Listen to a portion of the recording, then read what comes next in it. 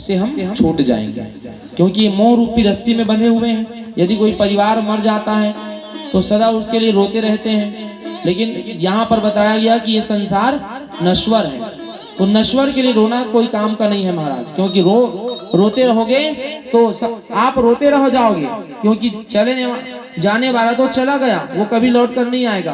क्योंकि जब रोगे तो जो तुम्हारे द्वारा त्यागा गया मल मूत्र है, उस मल मूत्र को जबरदस्ती जो मरा हुआ व्यक्ति है उसको भोगना पड़ता है। इसलिए शोक रूपी कीड़ों से ग्रसा हुआ हम सबका शरीर है, और शोक रूपी कीड़ों में छलनी ये संसार का जो माया है, क्लेश है और बाधा है, हम सबको छलनी कर रही है, और उसमें हम पड़ते जा रहे हैं, जकड़े जा रहे हैं। और जब जकड़ जाते हैं तो उसमें से निकलना बहुत मुश्किल हो जाता है, और जब निकल नहीं सकते तो हम लोग सोचते हैं कि यही हमारा परिवार है, यही मोह हमारा है, यही बंधन हमारा है। और जो बंधन से मुक्त हो जाता है वही ज्ञान है, और जो बंधन में पड़े रहते हैं वही संसार की माया है। अर्जुन महाराज को अब मोह हो गया कि अरे मैं इतना बड़ा इसका भक्त हूँ भगवान के, कि अकेला मुझे ही भगवान इस विराट पुरुष को दिखा रहे हैं। ये क्या हो गया? अभिमान हो गया। लगता है कि संसार में सबसे बड़ा भक्त मैं ही हूँ, जिसको भगवान मेरे सारथी बन गए, भगवान मेरे साथ में हैं और मुझे विराट पुरुष दिखा रहे हैं, मतलब मैं ही बड़ा भक्त हूँ। भगवान जान गए कि इसके भी अभिमान को तोड़ना पड़ेगा। भगवान अर्जुन को बोले कि अब अर्जुन तुम ब्राह्मण का रूप धारण करो, और भगवान भी रूप धारण कर लिए। और रूप धारण करने के बाद भगवान कृष्ण और अर्जुन कहाँ पहुंचे? राजा मोरध्वज के घर में। ये मोरध्वज राजा के घर पहुंचे भिक्षाम देही, और अपने साथ में एक सिंह का भी स्वरूप धारण किया। और मोरध्वज घर में पहुंचे, जब सिंह का रूप धारण किया तो आज भिक्षाम देही करके पुकार लगाए।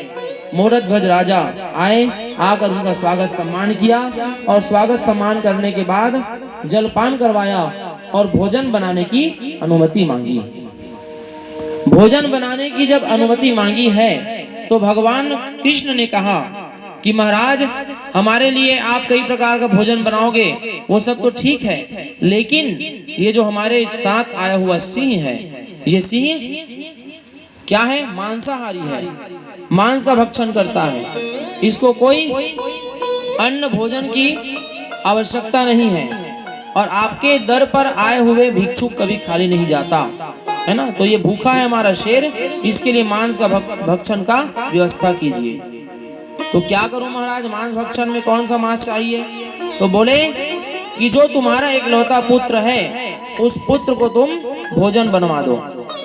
शर्त है, यदि हमें तुम प्रसन्न करना चाहते हो तो अपने एकलौते पुत्र को अपने पत्नी के द्वारा कटवा करके भोजन बनवाना, और उस समय एक आंसू भी नहीं गिरना चाहिए, तब हम आपके आतिथ्य को स्वीकार करेंगे।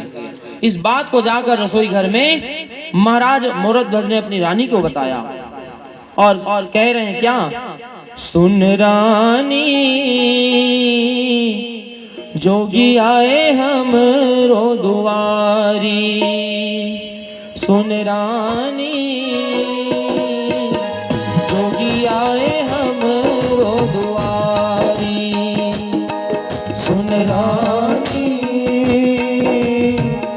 जोगी आए हम आरा में चीर के देवे गई थे, आरा में चीर के देवे गई थे, बेटा लाल दुचानी, सुन रानी जोगी आए हमरो दुआरी, सुन रानी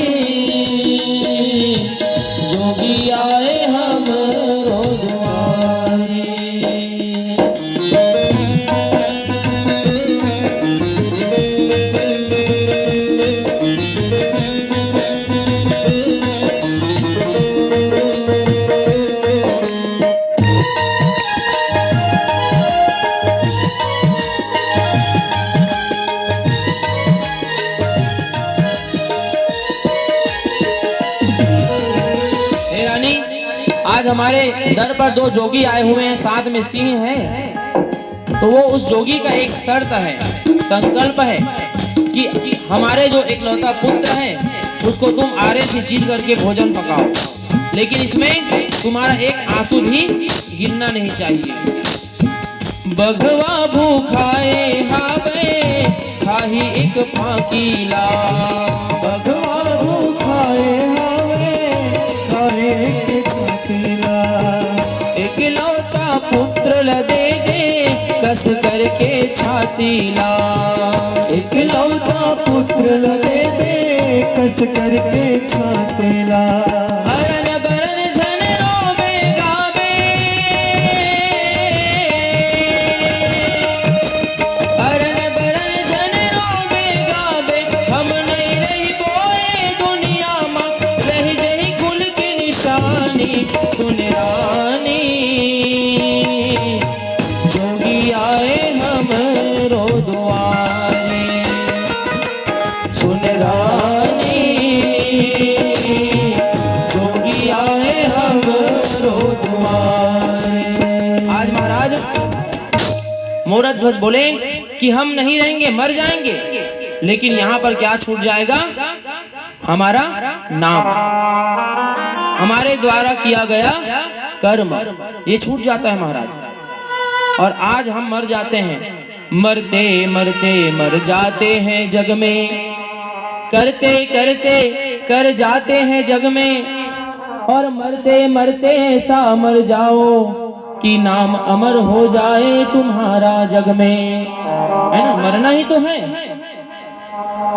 जीना किसी को नहीं है। जब तक जीवन दिया है तब तक जिएंगे, लेकिन मर जाएंगे। लेकिन मरने के पहले क्या कर लेना है? हमारे नाम को अमर कर देना है। जिस प्रकार महाराज मीराबाई, भक्त ध्रुव, भक्त प्रहलाद, भक्त एकनाथ, तुकाराम, विठलनाथ, ये क्या हो गए? अमर हो गए। और आज हमें उस अमरता वाले भक्तों का नाम इस मंच से गाना पड़ रहा है। क्यों? क्योंकि उन्होंने अच्छा काम किया है। जब हमारे